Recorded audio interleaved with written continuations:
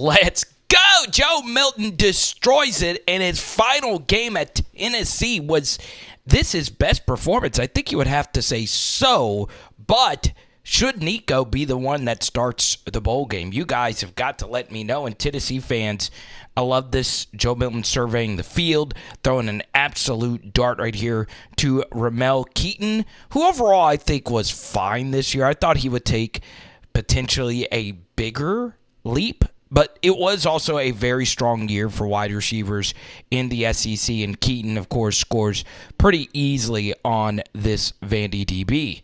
Yeah, so obviously Vanderbilt had a few good offensive moments here, and this is just a perfectly blocked run play. 21, of course, is a big guy. You get him turned to the inside. You get this DT over penetrating. He's turned to the inside. And the smallish running back is able to squeeze through here. You've got to make better second-level tackles, and 35 does just enough to get it done right there. All right, so now we get to here. You get some jet sweep action here, and the corner is had. So you're able to get around 9 right here. You just need someone to get off a block. And look, 35 puts this receiver to the ground. He has an opportunity to make this play, and he just misses it, right? I think you Tennessee fans have noticed one thing in all our recent film studies on the Volunteers defense. The second and third level tackling is just not good. So I love this from Vanderbilt right here. Jet sweep. Fake handoff to the right. It actually fooled the camera guy. Fooled me at first when I was first watching it. The end didn't even see it. Nobody saw it. This is as good of a fake you are going to see. And you can see people are running into each other. So now you need your free safety who is middle field right here to make a play. It gets cut off. Obviously, he didn't. All right, so we pick it up here. 85, just nobody there to pick him up. I mean, the fake really was that good. Love this play design in the boundary, okay? I am not the biggest fan of a tight end wheel. So fake out here and then go up top.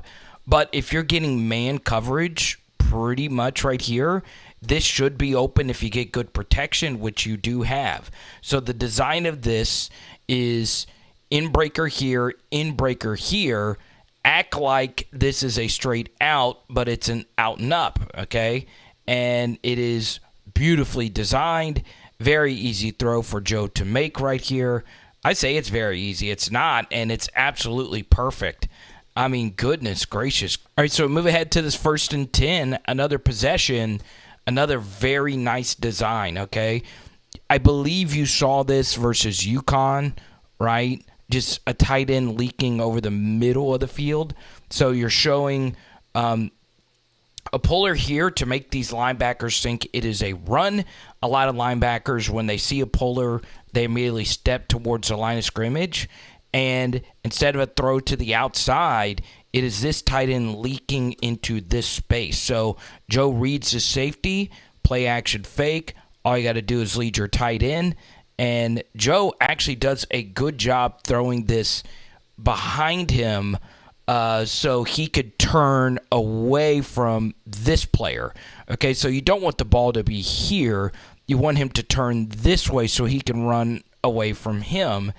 That's really good stuff right there by Joe, and that's a very smooth turn and catch right there. Obviously, the QB and 87 have had some link-up issues in some of these big games recently, but that's really good stuff. All right here we get to one of the best throws of the Milton era, right? You get a low snap to start, and yes, this looks like this is open right here, but people that have been watching the channel recently knows that 54, the right tackle, likes to over lean. Okay, now Vandy has film. They know 54 likes to just stick his head in and lean. So one move that works almost every time versus him is just a swim move and get over the top of it.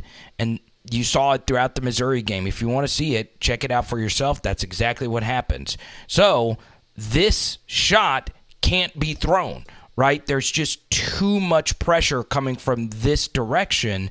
So Joe has to step up right here and make this guy miss, okay? Now, Next thing I really like about this from Joe Milton, and yes, in a perfect world, you would like to see Jabari Small here save the day, but you're asking a running back after a play-action fake to get this block on a defensive end who's coming around here pretty fast. So, yes, you would have liked to have seen him not chip and just stay on his feet and get something more here, but the end is always getting out of here. Now, this is really good stuff from Joe Milton. It really, really, really is. Teach tape on how to get out of this. You have to keep two hands on the football, okay, and not panic. Two hands on the ball, the strength to reset your feet, not, just get out of sorts right here and not try to throw this deep ball right here that's now covered. Hit the second guy who was wheeling up right here, and that, of course, was 87, and I believe that's, Warren? He makes a nice touchdown catch. All right, so Tennessee's defense has gotten a few good stops. I'm not showing them to you, but some good pass rush moves. I think it was 9 who had a good interior move. And here he is again. I mean, this is really good stuff to get upfield and set this edge versus this tight end. Bang. Okay, I know he doesn't make this play, and this ends up being a nice gain, but that's good stuff right there. 4 does get this handoff right here, or does he? No, he doesn't. It's an RPO. And 9 is right there to almost make this play. This is a really good RPO throw to one of the better receivers in the SEC, Will Shepherd. But still, good offensive execution, but good job by Tennessee's number 9 right there. I notice when watching this game is the low snaps, right? Tennessee's not the only team that has struggled with this. You get a really good call right here versus this blitz. Just a quick little handoff right here. This safety is bailing out right here. And all these blocks are absolutely perfect. It does help that they were thinking throw. And all these guys are just over-penetrated right here. And just out of the hole. So, Wright, who is a really good player, we need you to make this safety miss in the open field. And 7 really doesn't show much resistance. Wright is, I really do think when people tackle him, they don't realize how fast he is. He just runs around you so easy. Yep, Tennessee fans, I'm going to need your help on this. Number 1, Judy LeLay. Let me know what you guys think about him as a corner. You get some really good rush right here from the 3 tech. And, yeah, he's just through here. But one thing I've noticed this year in the SEC is just, and this isn't a slot fade, this is just a fade, but oftentimes it is run from the slot. Fades in this portion of the field have gotten a lot better from the quarterback and receiver when it comes to efficiency, right? This is just an absolute perfect throw, okay? Funny thing is, it does look like Judy LeLay is over the top of this, right? But it doesn't matter. Will Shepherd's a really good receiver. And the key on this throw is the coverage can be perfect, but if you throw this football at a 45-degree angle going this way, it is almost impossible for the DB to make a play, right? To where the guy is catching it over his shoulder, right? That's a very difficult guard. It's a very difficult throw. But the good thing about it from an offense perspective is it happens quick. It's a vertical concept that doesn't take as much time as other deep shots do, and Vandy's able to get an explosive play. All right, let's move ahead to this run right here. God, this is a good job by 54, who's now in at left tackle. We've seen him struggle at right. It's a good double team, then get to this next level right here. 19 just kind of falls down, so he makes life easy for 54. So he's able to get to the next assignment and get a third guy block. That's really good stuff. And now you need Jalen Wright to do Jalen Wright things. That's ridiculous. He was able to split those two and pick up a really nice gain right here on 2nd and 12. And before we get to this touchdown right before the half, hope you guys support the Feed My Dog Fund. Tennessee fans, you guys have been showing me love. Venmo Cash App works. Also, we do have the Super Thanks button in the bottom right corner of the screen. And obviously, Joe Milton right here. I am still trying to figure out what Vanderbilt was thinking right here.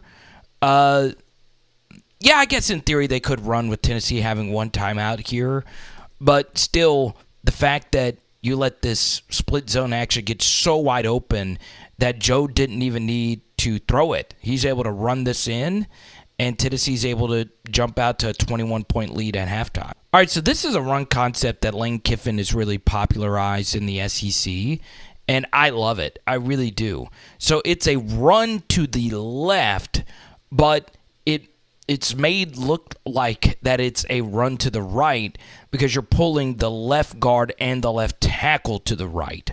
So the goal of this play is to fool the defense, right? This isn't really anything that requires great blocking. You are trusting the design of the play to fool these backers, because if you see a left guard and left tackle pull to the right side, you're thinking it's some variation of a run to the right side. But in actuality, it's a run in the opposite direction. So Taylor right here does a good job setting this edge and making it cut to the inside. This backer is able to see it late, so he has an opportunity here to make this play, but you're just not as fast as right. Like, 32 didn't even get close. Good block down the field by 81, and you're able to get the edge, right? Quinshon Judkins in particular eats on this play, as does, Ulysses of Ole Miss, but that's just really, really good design. All right, so now we get to this 3rd and 10, okay? Now, Vandy is bringing not one but 2 guys on a blitz, and it gets picked up really well. That's good stuff right there by Dylan Sampson, okay? Now, that's a lot of push, but that's still a good job finding where this guy is coming from, okay? And Joe, he's got all day to rip this thing, all right, to the point where he's able to double clutch, okay? Footwork, QB experts, you let me know what you think of that footwork. Not my expertise, but he throws a nice ball right here to Keaton. It's always difficult as a receiver to make a corner miss with your back turned. And guess what? He does just that with relative ease. Okay, that's just an athlete being an athlete and the other guy not really being as good an athlete as you are.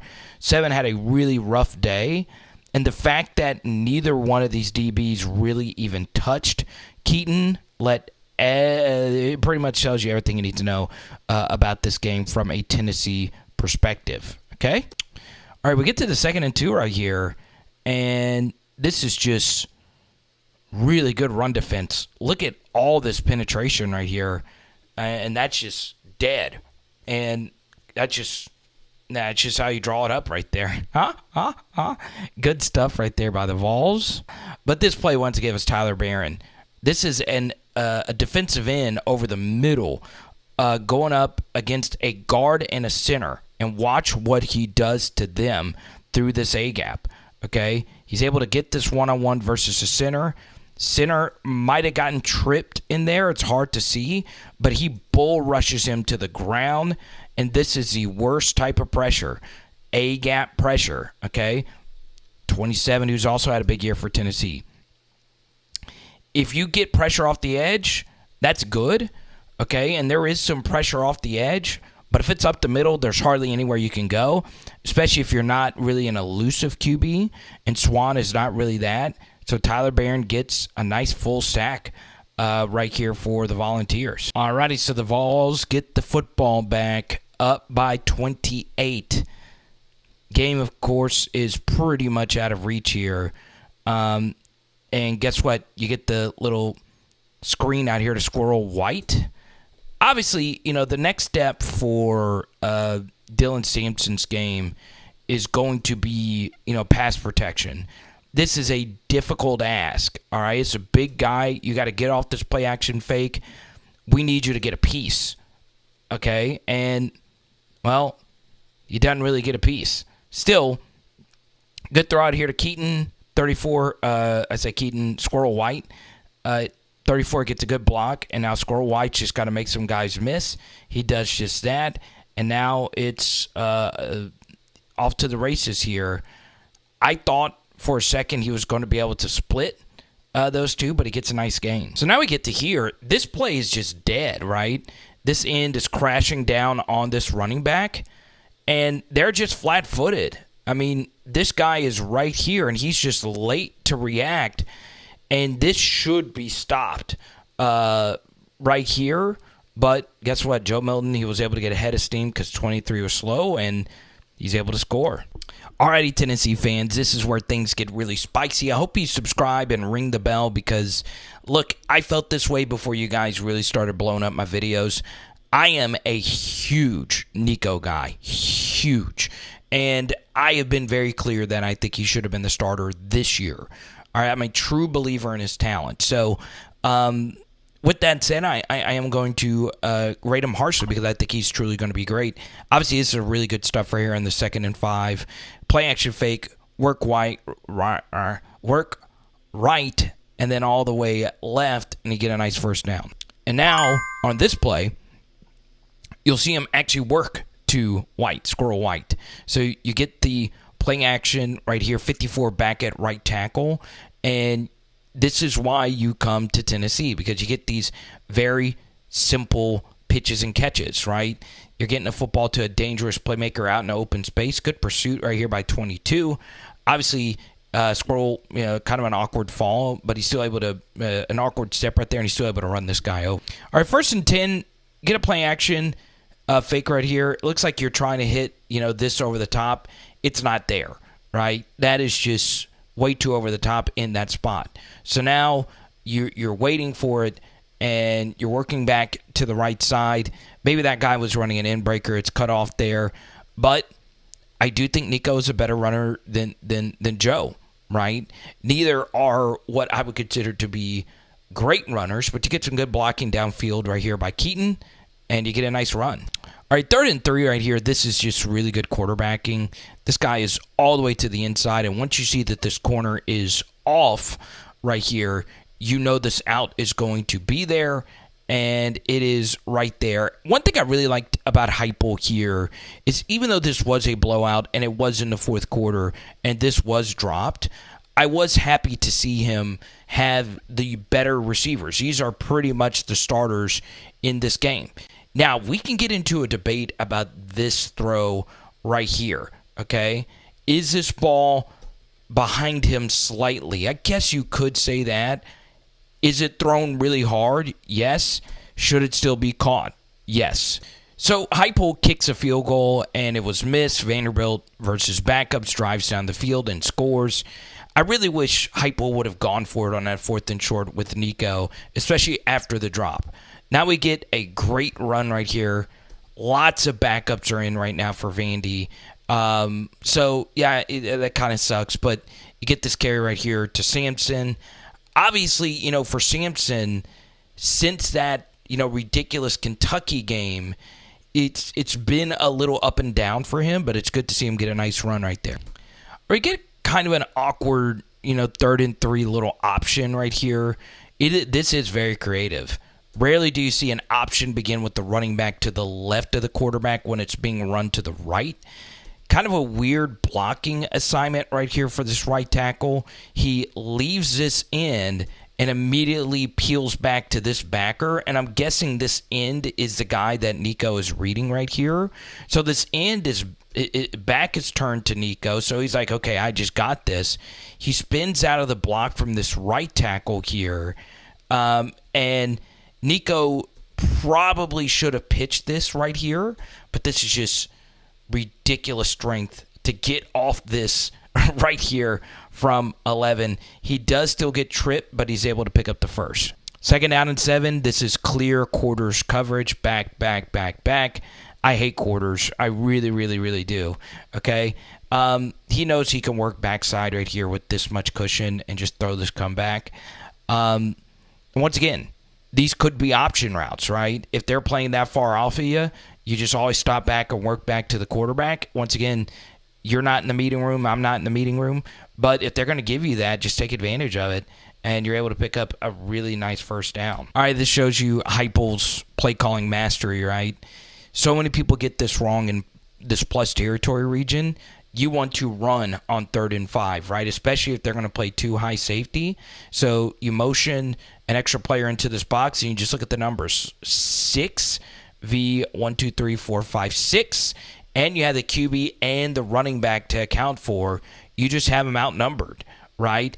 Even if you miss one block here, this is a good job by this tight end kicking out this blitzer to open up this hole.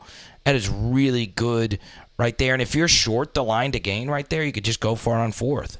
3rd and 7, I really wish Vanderbilt didn't play this coverage because you're just not going to see this in any game. This far off the sticks on a must-have 3rd and 7 right here. Okay? Love seeing that Nico bled this all the way down to 1 second. So, getting the maximum amount of time bled right there is pretty good. And, that's just too easy. But you'll see this time this ball is and the protection was for the most part pretty good. Before we get to the throw, one thing I would like to see, Sampson improve on is his pass protection. Okay? That's a business decision right here with the game in reach. All right? And I get it. It's a 21-point blowout. But this is your team's most valuable asset. Okay? You have got to do better than this. You just do, right? This guy gets through pretty clean, right? And you could see him going back on it. I understand it's garbage time. I get it, but still, all right? That needs to be better. So, obviously an easy read for Nico. We saw him throw a ball that was very hot to the boundary right here earlier, and it wasn't caught. This time, it's thrown right on the money, and this time it is caught. And you're able to pick up the first down to ice this game away. Really good stuff right there by Nico, and a very impressive outing for him. All right, so you get Gaston Moore here at the end, trying to get him a touchdown pass. I like the fact that the third stringer got a chance to play. Obviously, he's been at Tennessee a few years now. And look, it was almost brought in. Now, let's wrap this game up here. Joe Milton, 6 total TDs. At this point, we don't know anyone's status for the bowl game. We don't know anyone's status for NFL declaration, who's going to go in the portal. Obviously, the Vols, I would like to see, from a Tennessee perspective, some revamped DBs if he can go get them. But there are a lot of big questions that Tennessee is going to need to answer. For me, when I look at this season for the Volunteers, if you go back to the beginning of the year, I give my SEC over-under win totals. And I know a lot of Tennessee fans probably weren't around when I did this video, but I had the Vols clearly going there under 9.5 win total. I just wasn't a huge fan of this team, and a lot of it was because of Joe Milton. But I feel like this team was missing some depth. And obviously the Brew McCoy injury just did not help the situation. He was sorely missed for Joe Milton. Obviously in this game, Joe Milton going for 6 tutties. That's really impressive. He looked really good. His best QBR versus a Power 5 team on the season. But then again, this was Vanderbilt. So it was good to see Joe in his final game do what he was able to do. But look, this year he was lacking. It wasn't totally his fault. But man, this team was missing that special quarterback like they had last year, of course, with Hendon Hooker. So I am ready to see what this offense is going to look like with Nico, and I do believe Nico needs to start the bowl. The same way that the bowl game really helped out Joe Milton and his confidence and the locker room getting behind him after what he did to Clemson last year and winning that game versus Clemson. I think the same could happen here with Nico, and I think he should start the bowl. But then again, it's just kind of a tough decision to make. So let me know what you guys think down below. Do you think the season was a disappointment? I thought that this team was more of an 8-ish kind of win team. So this is about where I had them. But look, a lot of you wanted to build off of what you were able to do last year. Also, this is even more important. Tennessee fans, let me know if you want me to continue to do film studies this offseason. Would you like me to look at some former Tennessee games and do film studies like that? I really like this connection I've made with some of you guys, and I really do appreciate what you guys have done for this channel. So let me know what you guys think down below. It is Power Hour SEC. Boom. I don't think you'll be seeing any Rick Barnes content from me, but y'all look pretty solid there too. And tonight we are doing some fried fish. Let's go.